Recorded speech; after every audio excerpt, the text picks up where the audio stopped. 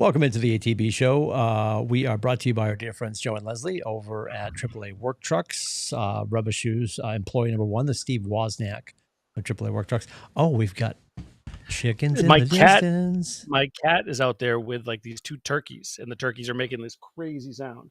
What is the cat's name? Anna. Anna, get out of there, would you? Don't meow at me. All right, we're here. What's that? It's Maine. I'm in Maine, if you can't tell. Listen, the three of us don't have an issue. Honestly, Rubber Shoes is good with it. I'm good with it. You live there, so you must be good with it. The only person that has an issue with Maine is Bobby Dugan. Yeah, remember his whole campaign on the radio was always like sawoffmaine.com? Yeah, he was just angry. He's angry at everything, though. He was relatively passionate about it, and yet he didn't actually, what's the word I'm looking for? Invest in the $20 domain name. So there's that. Am I lagging? Do you guys feel like I'm lagging? Am I lagging? Are we good? Earlier in the year, Adam thought I didn't like Maine. Oh, okay.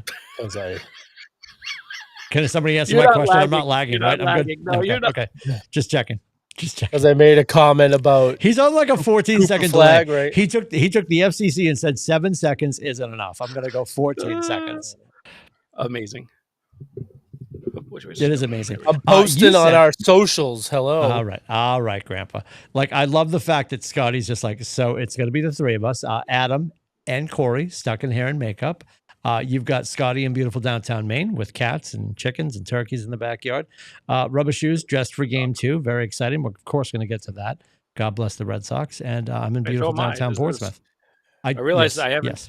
I don't really have a lot of Red Sox stuff, actually. So it's all Patriots, essentially, and some Celtics. But I don't have a lot of Red Sox stuff. So this is like a Jason Varitek shirt from when I was plus size, back in the day. So plus size, Lane Bryant.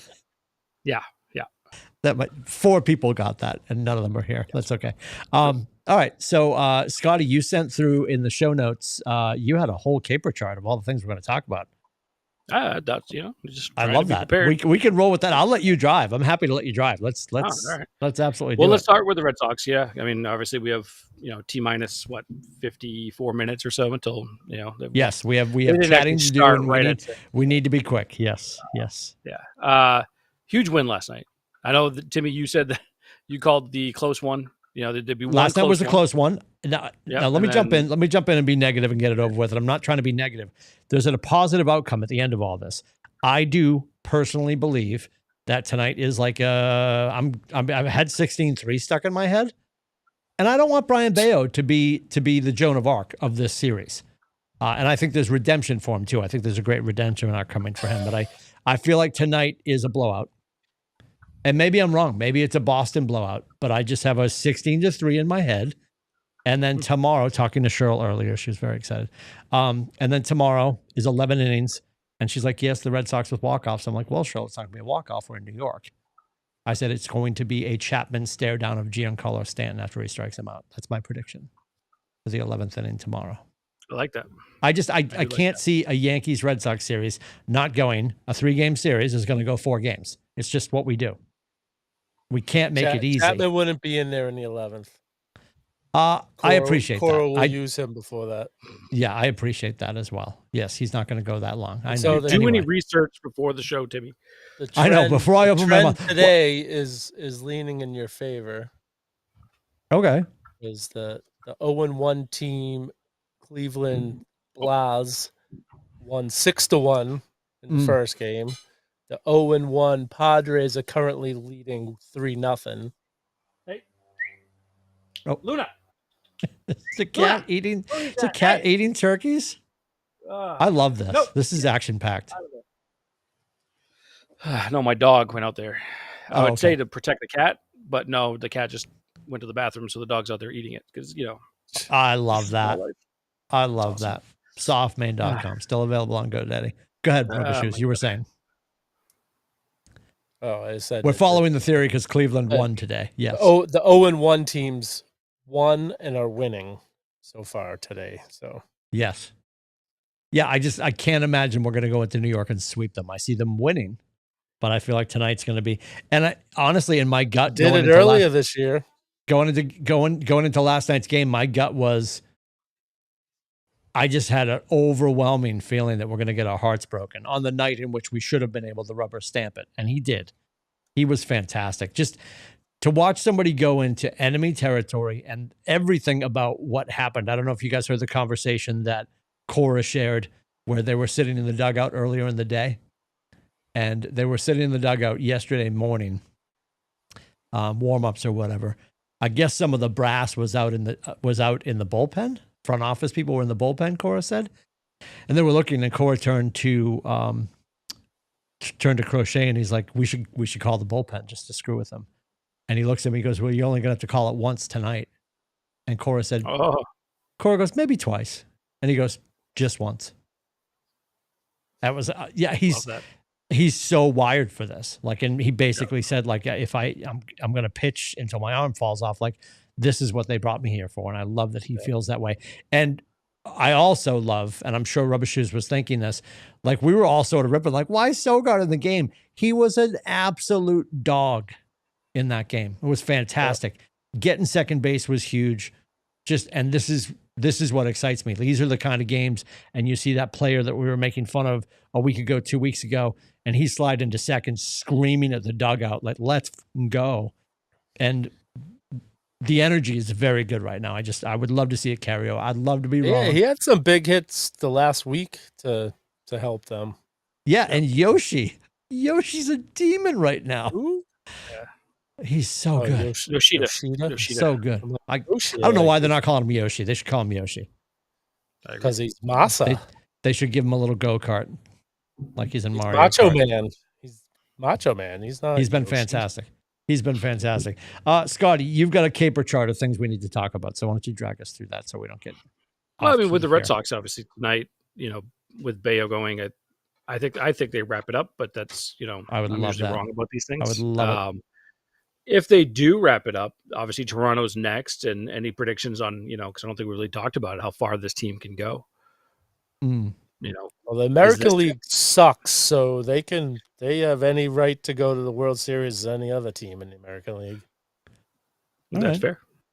I like that. And demonstrative too. All right. Yeah, he's pretty certain about the fact that everybody sucks. He is, which is exciting. Yeah. Everybody sucks. Yep. Everybody sucks. Well, we'll move on from the Red Sox until we get we'll have more to chat about with in real time we're about 48 minutes out from pregame and 56 minutes out from start. The next thing I was thinking, Ryder Cup. I know, Timmy, you were mid-wedding or in the throes of matrimony or whatever was happening there. But, what the hell, man? Like, Friday and Saturday were just nightmares, absolute nightmares. They couldn't have done a worse job as a team on Friday and Saturday. And then, obviously, Sunday they played, amazing. But it goes to show you that the U.S. is the players in the U.S. team are more individual based. They don't know how to really play with teams, where Europe, I feel like they do a better job, with playing well with others, you know what I mean? Comparatively. Yeah. So it was such a disappointing thing.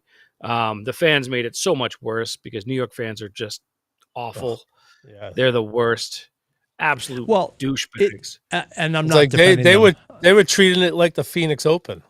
Yeah, I'm not defending the fans at Bethpage. But we know it wasn't all New Yorkers. And for the most part, it was New Yorkers. And it was, what would Hillary Clinton call it? Deplorable. It was deplorable. It was, when you I looked at the venue, what is it? Adare Manor, where we're going in Ireland in 2 years. And it looks so beautiful and so nice. And that they're going to be on their best behavior because they respect the game over there. And not that Americans don't respect the game. The cocktail getting thrown at Rory's wife, if that wasn't the triple exclamation point, as Seinfeld would say. Too many exclamation points. I was getting a drink, that was like, okay, we have absolutely lit ourselves on fire. Absolutely lit ourselves on fire. And I don't know what possessed people to behave that way. And Rory put it so well. You are all here. You paid a predominant amount of money to be on this venue, outside the ropes, watching the World Series of golf. And and I'm paraphrasing here, but rather than come and root on the Americans, you chose to come and be just disgraceful to the Europeans. Yeah. While they're stealing our lunch money and banging our girlfriends right in front of us. Like, like, what are you doing? At some point, don't you shut up because you're getting your face kicked in? Oh, and of course they don't, because they're tuned up on Michelob Lights and whatever else they were cranking. It could have been. I don't know how much of that, and this is Monday morning quarterbacking on a Wednesday night. I don't know how much of that. I definitely know it fueled Europe, but how much of that just negatively ruined the juju that could have been maybe an afternoon spark on Saturday. Because that's when it's just like, that Saturday was a really rough day. That was a really rough day. And it was brutal. Yeah, he was getting interviewed, Roy's getting interviewed, and they said, how was it to sink that putt after taking that abuse? And I forget how he put it, but he was just like, phenomenal. Like, he just like, yeah. It felt really effing good is what he said. Yeah. Yes. That's what he said. Yes. Yeah. But super disappointing on all fronts. Just super disappointing. I said to Janina, for an event that we've all been looking forward to all summer, like when it's, President's Cup is exciting and it's next year, but does not carry the weight that the Ryder Cup at home carries. No. We've been talking, the three of us have been talking about this all summer, and what a horrible showing. And now we got to go and hopefully win it back on European soil. And the thing is like, Irish so how much blame do you put on Keegan? Like, he's got to take a lot of the weight. I'll be honest, I didn't think his pairings were bad Friday. I thought that he just repeated a lot of those pairings on Saturday was really bad. I also thought his decision to cut down the rough, or the second cut, to lower the second cut, Beth played, was a massive mistake. I think that was his decision to do that. I thought that was a huge mistake, because Bethpage Black is a really difficult course. He made it as easy as possible by making that cut so much shorter, right? Yeah. And it just allowed for like your long hitters like, Rahm and McIlroy, and who, by the way, I mean, if you look at comparison, Europe has way longer hitters than this American team. You know what I mean? And that just made it easier because they could just bomb away. They didn't care if they didn't make the first cut. You know what I mean? Or they didn't make the fairway, make the first cut, they'll be fine. Even the second cut, they'll be fine because it was low. But I mean, Keegan takes a lot, and I know he's beating himself up probably more than any fan or as you said, Wednesday night quarterback could. But it was just those first 2 days were so embarrassing and so frustrating. And I do give Europe a ton of credit. I think someone had put a post on theirs where it was like they rolled in like something around like 300, 400 foot of putts or something like that. Like through the first couple of days, they were putting out of their minds. Out of their minds, that's right. Yeah, they were making some crazy long putts. But yeah, you tip your cap to that. But it's just, it was just the whole thing was underwhelming. Yeah, sending Henley back out on Saturday seemed a little odd. After stupid. Yeah, and he had a few bright moments, yet for the most part it was wow. Like maybe the lights are too bright. And don't get me wrong, I like Patrick Cantlay, and I think that he is a good Ryder Cup player, but I thought he put him in some moments where, and he struggled. You know what I mean? Like he had some moments where he made a couple of big putts, but he struggled as well. And Harris English wasn't great. You know what I mean? It's just Colin Morikawa was super disappointing, and I love that kid. But yeah, it was just and obviously Scotty Scheffler, I think, which we haven't even talked about. he's like the Tiger Woods of this generation, right? Where by far the best player in the world, right? World number one. But for whatever reason, when the Ryder Cup comes, he can't. Yeah, it's crazy. And that was Tiger. Tiger was the same way. Tiger did not do a very good job in team play at the Ryder Cup, and even wasn't that great in singles. But at least he was better at singles than he was at team play. But yeah, it's just super disappointing. I caught something toward the end of the weekend, might have even been Monday, and again, Monday morning quarterback article that I was reading. And was it a mistake? And who knows? And I know it's like, there's the obvious and then there's the captain's picks. Was there a miss there? And I think now it's easy to say, well, of course there was. Should Russell Henley, even though he had a great year and showed his worth and, obviously got selected, should he have grabbed the phone and maybe called Brooks Koepka? I just think somebody with a little more fire that could have been on the team. And they referenced that DJ. I'm not a huge DJ fan.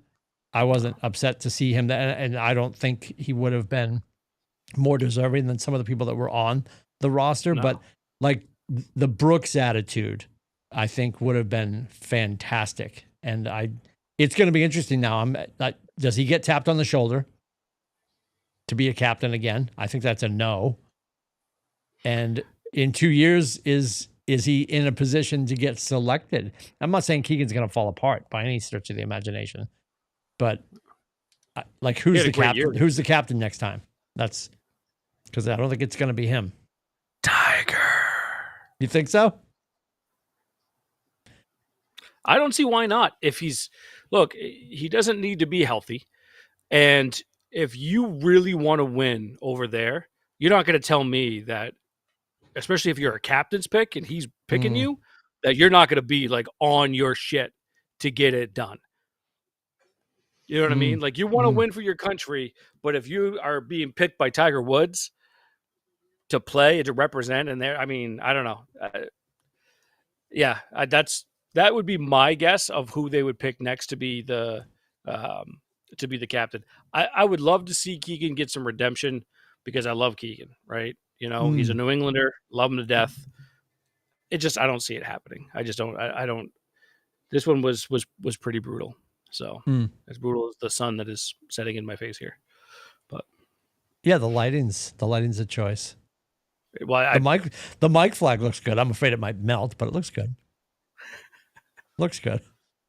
All right. What else do we need to chop up as we move through the topics? We'll go from the sadness to the happiness of an absolute blowout. The Patriots, yes, sir, over the Panthers.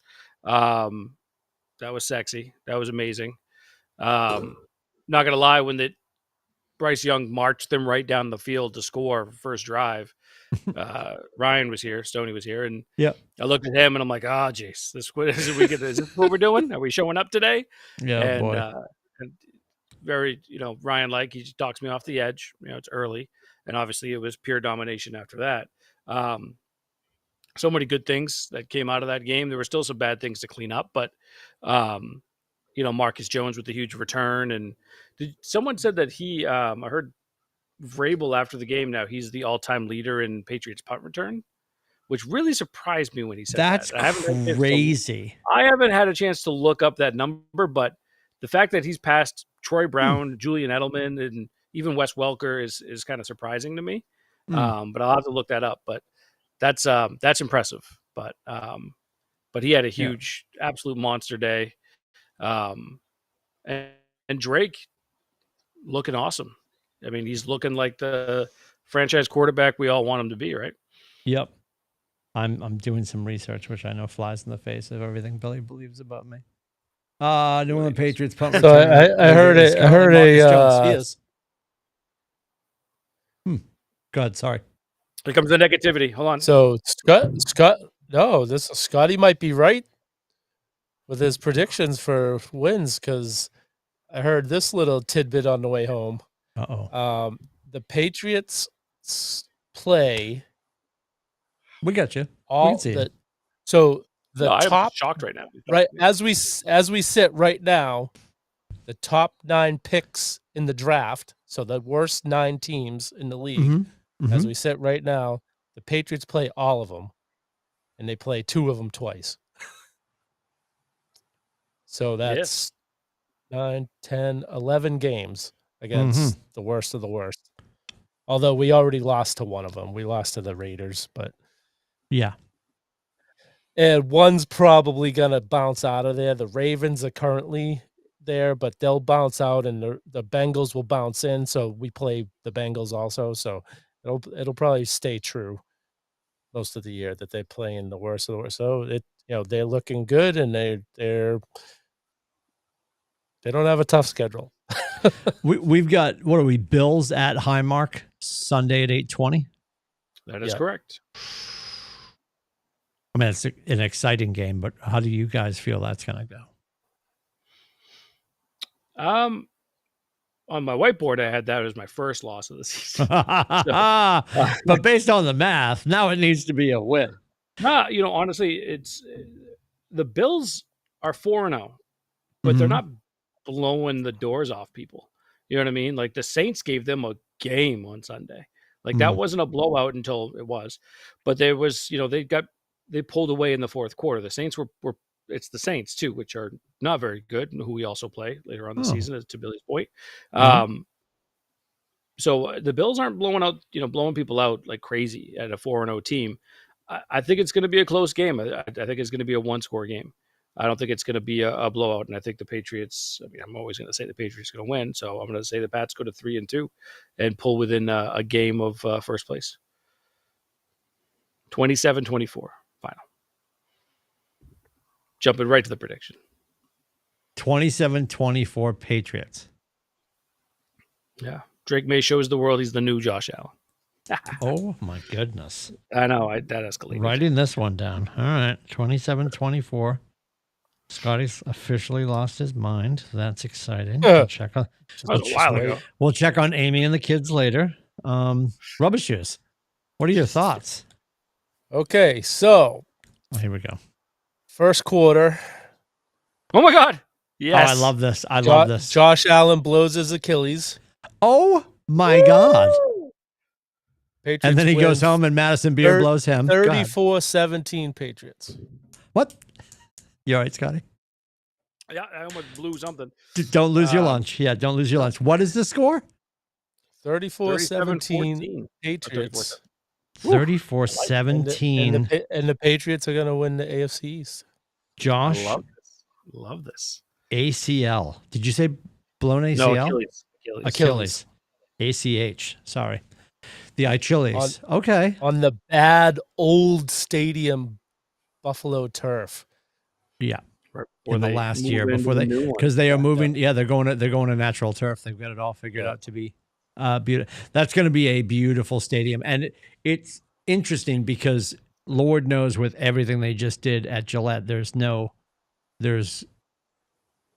major reconstruction taking place. I think they're going to start to Fenway Gillette and just make it sexier bit by bit, which I'm fine with. I do believe they need to, because I remember the game. It was, I believe, the last game on natural grass at Gillette was a Steelers game, and it was so muddy because it was completely unorthodox for them to do what they did. They put field turf in middle of season. Like the next week the next 2 weeks they were traveling or something, and Target, that company Target came in and did the field turf for them that first time through. Like 2005 or something. But they got to make it into a natural grass stadium next year. Is that what Gillette said? For the World Cup. Oh. The World Cup's coming to Massachusetts? Yeah. It's coming to the United States and Canada. It sounds so judgy the way you said that. The World Cup's... They have... The World Cup's coming to Dedham, kid? What's going on? 4 games? Well, that's if... I feel like it's a legit question. Brought to you by the Foxy Lady. Exactly. Trump's already ole. Because Boston is such a bad city that he might pull it from Foxborough. But as of right now, I think there's 7 games in Foxborough. Wow. Yeah, I think if Trumposaurus Rex goes back through his political donation files, he'll remember that some checks probably came from one Patriot place that he should probably recall. Not the whole family, of course, because I believe one of his children is running for mayor of Boston right now. And I don't think he's politically aligned with his father. Is that his kid? I didn't. I heard the name of like almost positive that is the case. Yeah, which seems weird because you would think that they would all fall. He can't be worse than the incumbent. It's all challenging, and we'll talk about that next week when our resident liberal is in the building. Oh, I won't be here. Wow. I may have to skip. I don't know. I have nothing. No. WNBA and you'll be fine. We're going to talk about women's basketball and Gene Shaheen. It's going to be fantastic. Liberal politics. It's going to be fantastic. You're going to love it, Scotty. You're going to love it. Yeah, that's interesting. All right. So I have to have a prediction. I'm going to stick with what is my only AFC East win for us is the Jets on the road, if I remember correctly.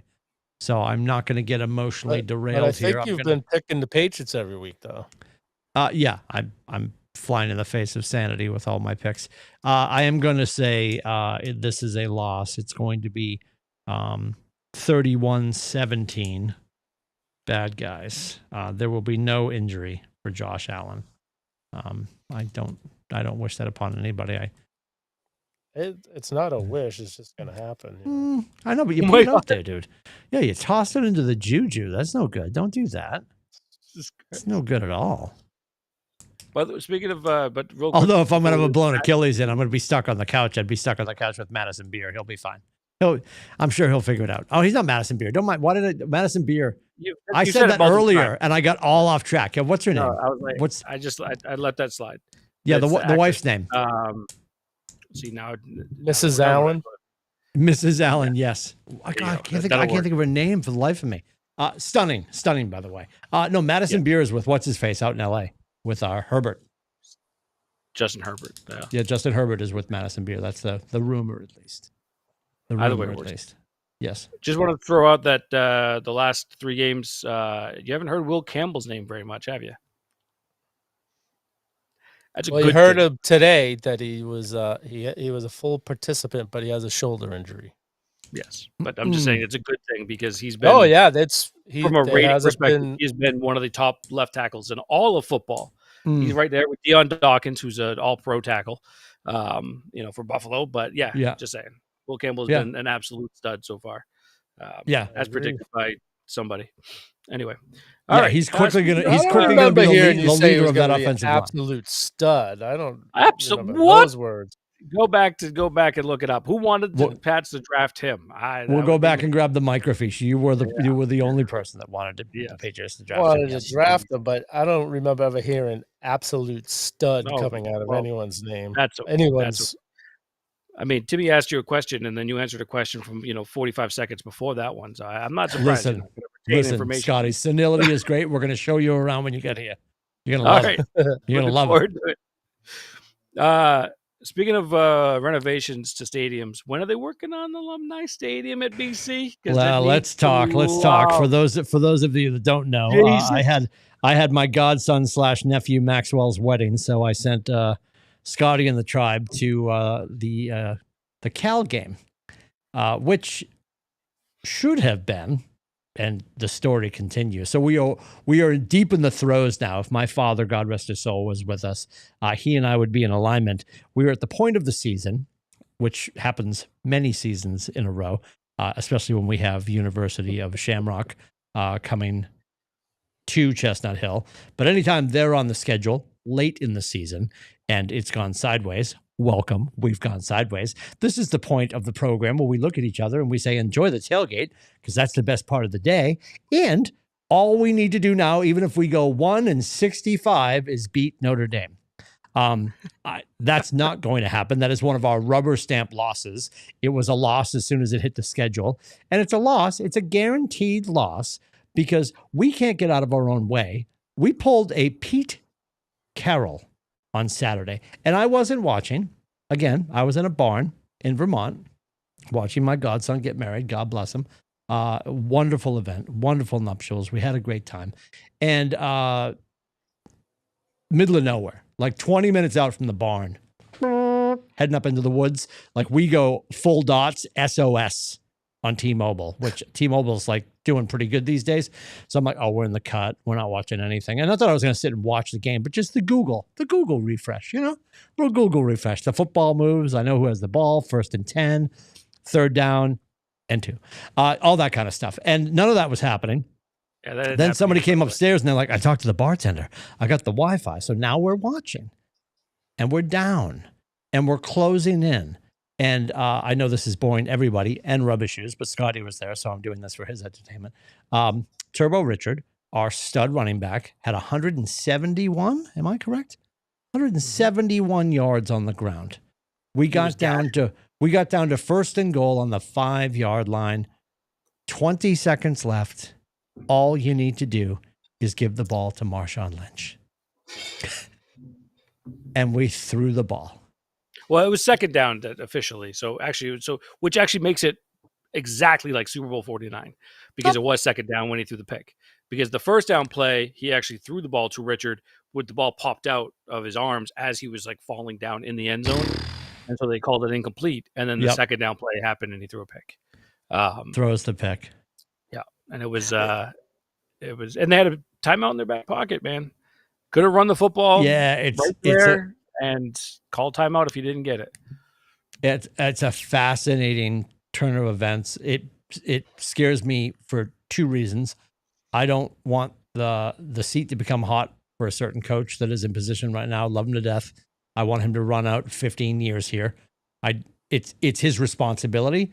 I don't necessarily think that the play calling might have been under his advisement. I think he probably oversees it. I don't know. It was a poor decision. They're all at fault. We're 1-3 now, and the games that we have lost are unforgivable. Michigan State was a winnable game, and Saturday at home, that should have been a given. We should have cleaned up, and to let that one get away, we're at the point now where I'm praying that now I'm hoping we get Nebraska in the Bronx December 26th or whenever that godforsaken bowl is, the Pinstripe Bowl. Like we're headed for that category of bowl now, And you're gonna get 6 wins. Yeah, that's another great question, William. I have no idea. And the irony is, Ginny and I are looking at the schedule, and I think there's only one game, the last game of the season, Georgia Tech. We might have a Special Olympics bowling thing with Francis, so I'm probably going to throw the tickets to Kaylee. And I'm just looking, I'm just like, every week that we go into the abyss, like I am less and less excited about like making the drive down. To your point, because Scotty, to your earlier question, yeah, when are we going to make the nicest high school stadium in America a little bit nicer? I mean, they sent out an email 2 summers ago, and I marched in this year, and I'm like, you know what? I'm so excited. I went in, if you noticed in the men's room, which you probably didn't, but I do because I'm an asshole, and I get a lot of emails from the school. Brand new urinals, very exciting. We have a single spigot. It's Boston College, for God's sakes. We do not have the endowment that the other Irish Catholic school up here in the corner has. But we have a lot of money, and we have single spigot cold water sinks in the men's room, and I trust in the ladies' room as well. It is diabolical, the experience.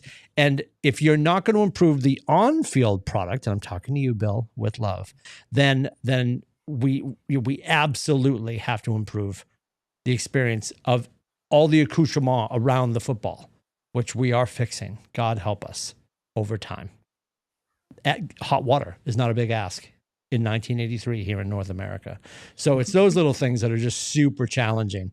You did have great weather, Scotty, and I understand the boys might have been distracted. They weren't watching the action necessarily on the field. There was a lot of short passes and short asses off the field. Yes. Well, so what happened was, and the funny thing was the story of parking. So as you had reached out, and I just last week was just nuts with work, and I just totally spaced it and realized, oh shit, I never got a parking pass. Yeah. And this was on like Friday. And so I start looking around, and the cheapest one, even the one that, because the one you sent me was $300. I'm like, oh, I know, ridiculous. I know.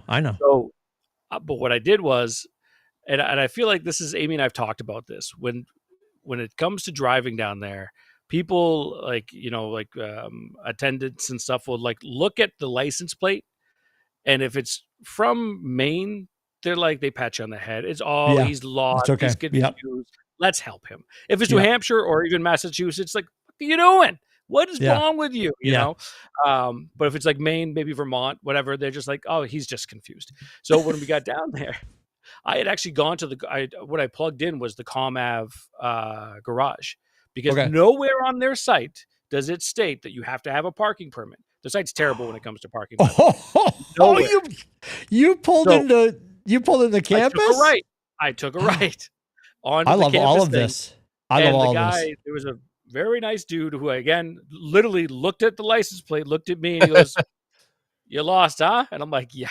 I'm like, "Does it look?" He's like, "Do you have a part?" I'm like, "No." I'm like, "Do I need one?" He goes, "I'm like, the site didn't." He's like, "Just stop. This is what I'm gonna have you do." He's like, "Take a left here, take another left, swing down, and park on one of the side streets. Make sure it's a side street, because if it's not, you're gonna get towed because it's permit." I said, "Okay." And I'm like, "Wait, you want me to take a left there?" And where I was pointing, there was so many people and walking across, because everyone's heading towards like tailgating and the stadium. And he just goes, "Oh yeah, hold on," stops everybody and lets me through. And then I get to the road, like where I'm supposed to take another left to head towards the street he was talking about, parking on one of the side streets.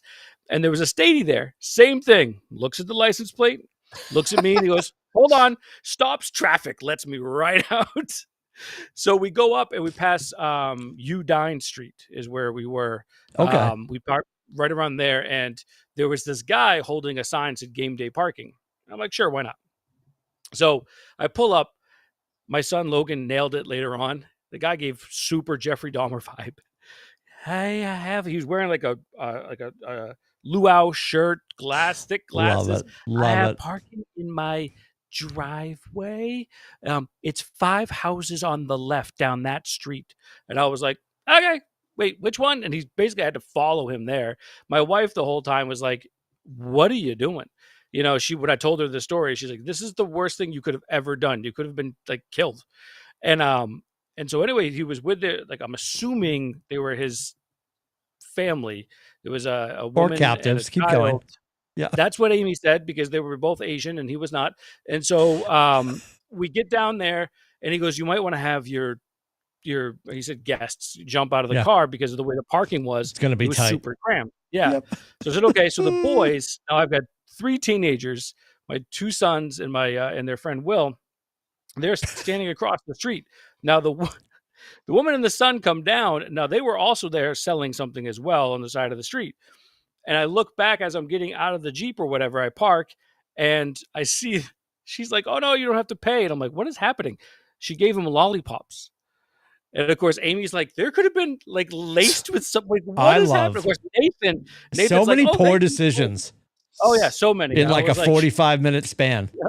It's amazing. The only one, because both my boys took one. Will's like, "I'm good, thanks." And then I don't know. It all worked out. We went to the game. So you ended up parking for free in somebody's yard? No, it was $70. Oh, okay. Which is like comparatively, it's like paying for. Honestly, yeah. Yep. It's not that. It wasn't that bad. It wasn't. Honestly, it wasn't that bad. But the whole story was hilarious, and I got a lot of shit from Amy. I got a lot of shit from Will's mom, Susanna, because Will was just telling her that story and stuff. It was. Oh my God. But yeah, the girls were out in full force, and I believe I heard both Logan and Will were being like, "Yeah, maybe we might reconsider college," because they don't know what they're doing. But yeah, we walked through a couple of tailgating areas and right through the quad and all that, and it was just like, yeah, they were. It was pretty spectacular. When Aiden was younger, we would walk onto campus, and you'd see him he'd the eyes are going back and forth, and I just walk up to him and be like, "Study hard, buddy. Study hard." Yep, exactly. Study hard. Because I've always joked, and Ginny and I were just talking about this, because obviously we're talking about a lot of wedding stuff, being at Maxwell's wedding. And everything's different now. Like, both sets of parents get involved financially and stuff. But I said, well, the one thing that we know is on our plate that I can absolutely control is the rehearsal dinner. And I have said forever, I'm like, well, Aiden, you're going to go to Boston College. You're going to date a nursing student, which he is, but she's not at BC, and nor is he. You're going to date a nursing student at Boston College while you're at the Carroll School of Finance because you'll be a dork. And then you're going to get married at St. Ignatius, which is the church that you pulled right in around when you came onto main campus, right down Campanella Way before you got yelled at. And then the rehearsal dinner, of course, after we have the rehearsal at the church, is going to be at Kowloon. And Janina's like, well, Grace's family is like Stoneham. So I don't know that we're going to drive from probably a church in Stoneham back up to Saugus. And I'm like, well, no, we're Stoneham to Saugus is like 15 minutes. It's not bad. I'm telling you. I'm holding on for dear life to that. Yes. That's where the rehearsal dinner is. I'm very excited about that. But I'm glad the boys had a good time. I'm sorry it was a little convoluted, but no. It was we really appreciate it. Thank you. And it would be great to just win a game in front of you guys. Would be great. It would have been nice. The boys could have seen. Cal fans were pretty obnoxious. They weren't as bad as the Michigan State fans that we saw last year. They were pretty obnoxious. Very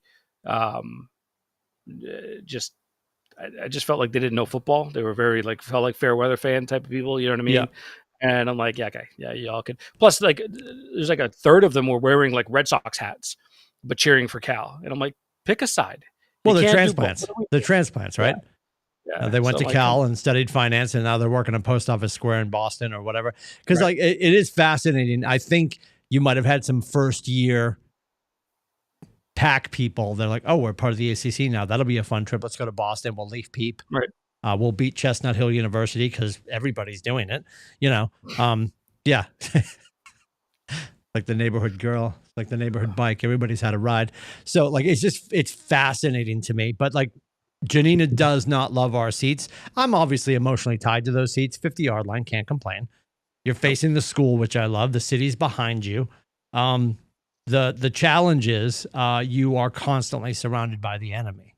Yes. Because we're sitting on ultimately the visitor's side, which is very painful. And for me to weasel my way onto that side, to have the school behind us facing the city, is going to be a fool's errand now.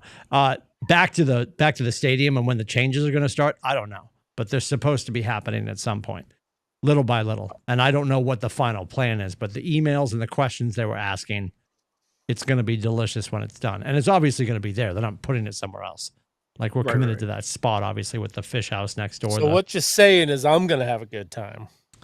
Listen, I was talking to somebody about it. They're like, oh my God, isn't that going to be annoying? I'm like, oh no, I've been to games with rubber shoes with I said, I'm not an asshole. I'm going to be fine with it because nothing would shock me. If something amazing happens, great. Nothing amazing is going to happen. We've had chances for amazing things to happen. This team is not built for amazing this year. This is going to be a horrifying year, I think. Because the question now, if you're paying attention, and you two aren't because you have lives, but if you're an idiot and you're paying attention and you're reading the tea leaves, the talk now around campus is, are we going back to Grace and James? And I don't think that's the answer. That's not the answer. I think you keep Lonergan in and you let him figure this out. Honestly, he didn't play bad. Like the interception looks bad, but the kid made some big time throws down the stretch, and he made some big plays. Like honestly, look, Alabama didn't want him for whatever reason, and I get that too. And people are like, oh well, he couldn't make it there or something. But the kid can play. And just seeing him in person, especially, and I've watched a couple of the games, on TV and stuff. But the kid can play. He can play. I think he needs time. I think he needs reps. And a game like that is they got Pitt this week, right? Pitt, right? Yeah, we got Pitt at 3:30. Yep. Michigan's got Wisconsin. And you suck. We have Clemson at 7:30. I'm so mad about that. Yeah, I saw that. She goes, "You're gonna be okay. You're gonna be okay, Grandpa." I'm like, "Here's why I'm not okay," because honestly, and I don't know what Clemson's got coming up, but Clemson's not lighting the world on fire. No, I thought best case scenario, just for the ACC to have something at 3:30, we'd get 3:30. Yeah. Best case scenario. 7:30 is ridiculous, and I'm annoyed. But here's what I'm probably going to do, and this nobody needs to hear this, but I'm going to tell you anyway. We're probably taking 2 cars down to Chelmsford. We're going to drop Janina's car, take my car to the game, and then when we get back, Janina and Francis are going to go back because the next morning I'm playing with rubber shoes And the Chelmsford boys were playing golf at the crack of stupid the next morning. That's awesome. I don't need a night game. I wish the school would call me. Like I don't get hot water. You could at least be amenable to my golf schedule. That's not asking too much. It really isn't. No. Honest to God. Definitely. Anyway. Oh, it's exhausting. Who do you boys have this weekend? We have Pitt at 3:30. I'm not even going to make a prediction. God help us all. Who does Michigan have? Wisconsin. Are you home? And it's the Big Ten game of the week. So like Dave Portnoy, it's at Michigan. It's at the Big House. So Portnoy and the Big Ten Saturday, the Fox crew, we're all going to be there. So Portnoy is going to be just nude. On fire. Yeah. Nude. Yeah. Fully nude. It's going to be nuts. That's going to be a lot of fun. I do. So have you seen his? He's doing bookstore reviews now on each campus he's been going to. Oh, I love that. Oh, really? Yeah. Oh, that's pretty cool. I have not seen that. No. I love that. That's really funny. Yeah, he gave the Utah, because Utah was 2 weeks ago. He gave them a 9.2, and then he was at Illinois last weekend and gave them, I think it was like a 6.7 or something. Like that. Jesus! Oh boy. Yeah, BC's is terrible. Like when you hear bookstore, you're like, I'm gonna go in there. It's just gonna be hoodies and hats and jerseys and like all the cool stuff. Like you walk into Chestnut Hill, and there's a lot of gear. And they may have tweaked it as of late. It's over in McElroy. It's like halfway up upper campus. And you walk in and you get in there and there's a few racks of clothes and stuff. There's a lot of gear. There's one on Campanella where you drove by, Scotty. That's really the gear store. But the actual bookstore, the original bookstore in McElroy, you walk in and about 10 feet in, and then it's books, which has to be changing now because like everything's digital at this point.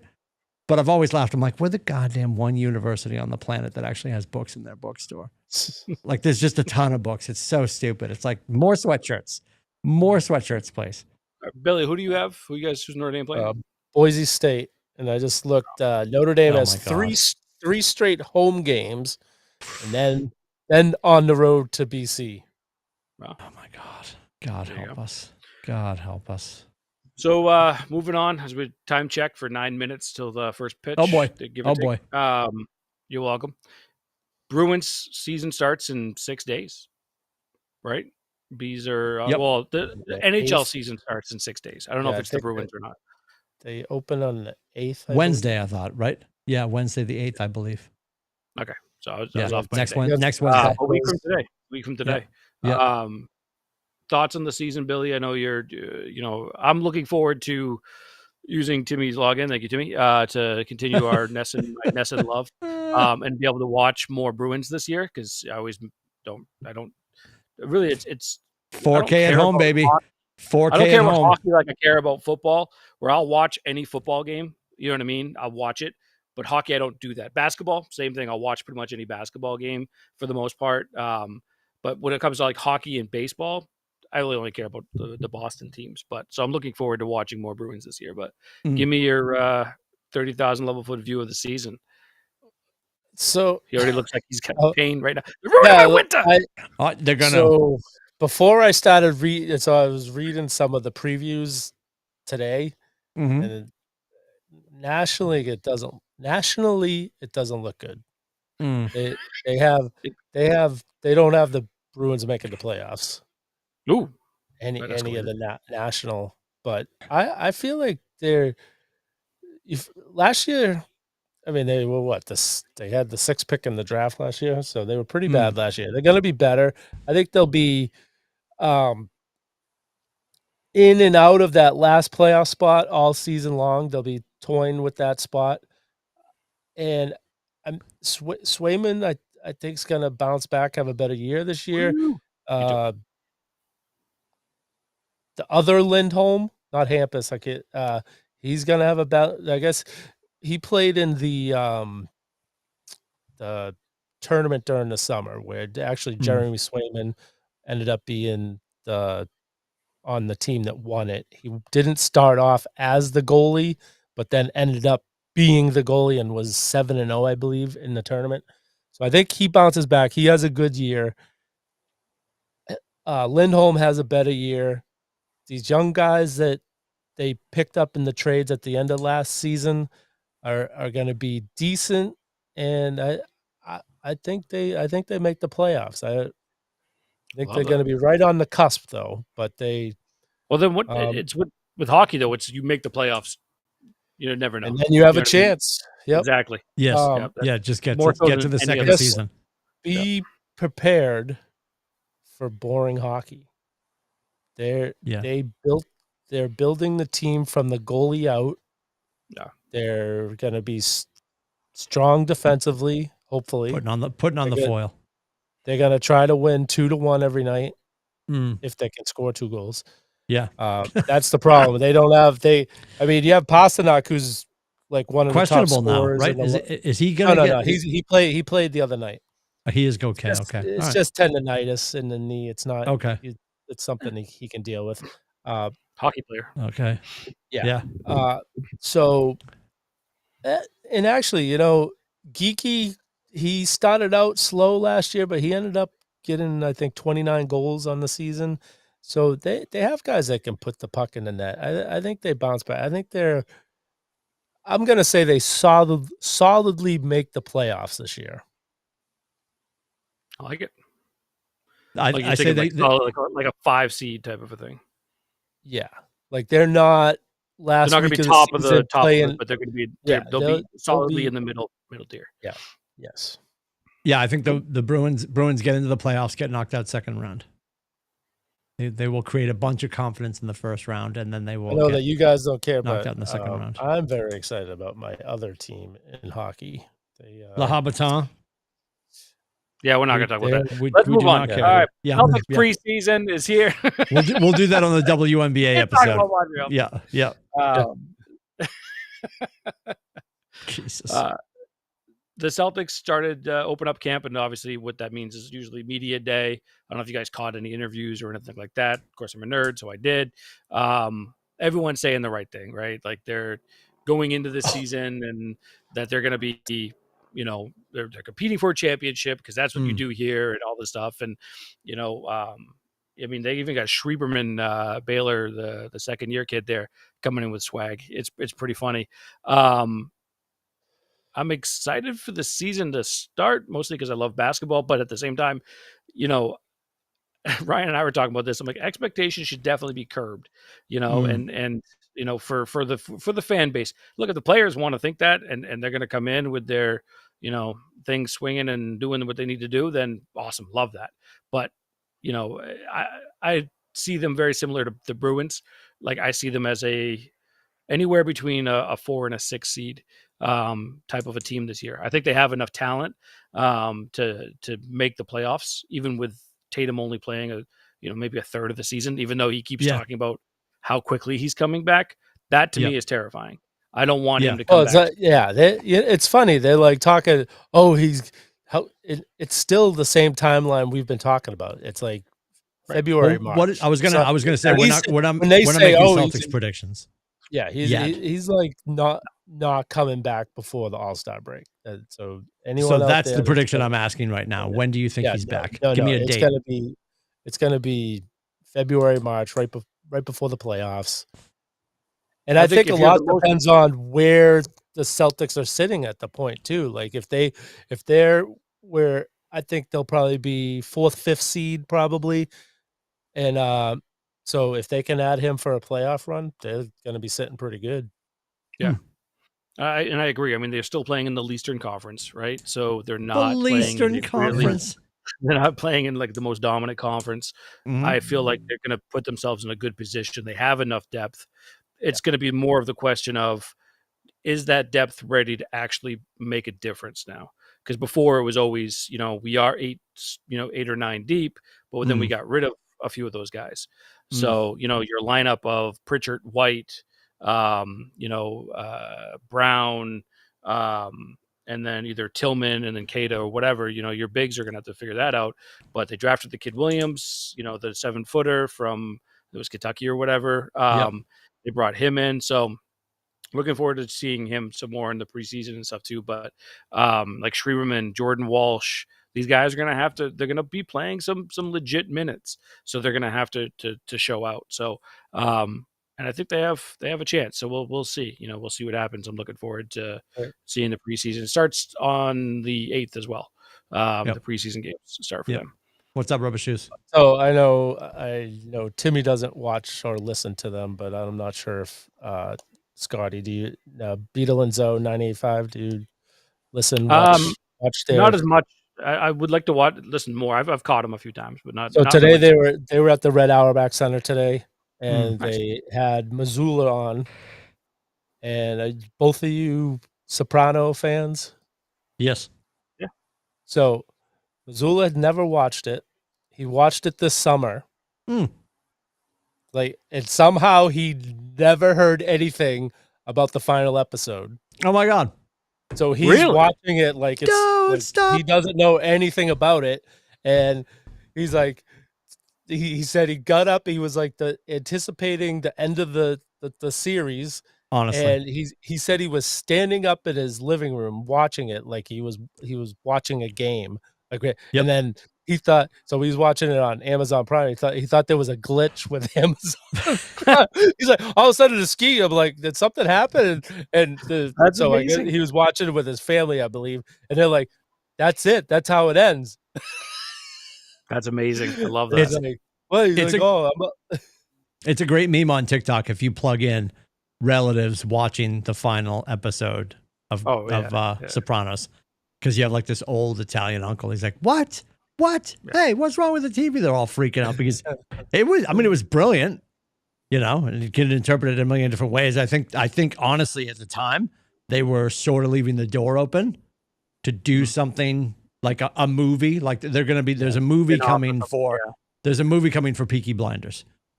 I don't think it's cinematic. I think it's going to come to like Netflix or something, but there's a Peaky Blinders wrap-up film-ish type thing coming, and I think they sort of wanted that door open. But like everybody says, well, when you not that anybody's talked to anybody about it, but like the mindset is everything goes black. So he was whacked. Who knows? I didn't know that. So I guess they said it on Beetle and Zoe, and Steph confirmed it too, that David Chase actually came out like 10 years later and explained that, yes, Tony got whacked. Yeah. That's why it goes black. It was brilliant at the time. It was, which frustrating. Makes sense because he was such a to say that he wasn't a popular. I mean, he was a popular figure is like an understatement, right? He was so. How do you kill a person like that, a character like that on screen? You know what I mean? Like if that's how it's going to end, which is how it ended. Yes. And even for the actors, like it was cinematic closed casket. It really was, and it's like even for the actors though, like that they were there. Hard it would be for them to act that scene. Like that would be really hard for them too, because it's like, Meadow and all them. So if you've never seen it, before we go and watch the Red Sox, if you've never seen it, just do yourself a favor and search Ari Spears. He's a great black comedian, and he does a phenomenal impression of Tony Soprano, of James Gandolfini doing Tony Soprano. So it's Ari Spears doing James Gandolfini doing his impressions are amazing. He does a really good job. Really impressive. Does a really good job. All right, we're escaping. Adam and Corey stuck in hair and makeup for the 37th week in a row. You got Rubber Shoes and Scotty and myself. We'll see you right back here. Scotty and I will be here next Wednesday. Rubber Shoes will be stuck in hair and makeup. God willing, we'll have all of the sports to talk about a week from now. Our thanks to Joe and Leslie and the whole crew at AAA Work Trucks for tolerating our tomfoolery and our timfoolery. We'll be back at it next week. We would love for you to subscribe, like, share, and comment. You can do that at atbshow.com.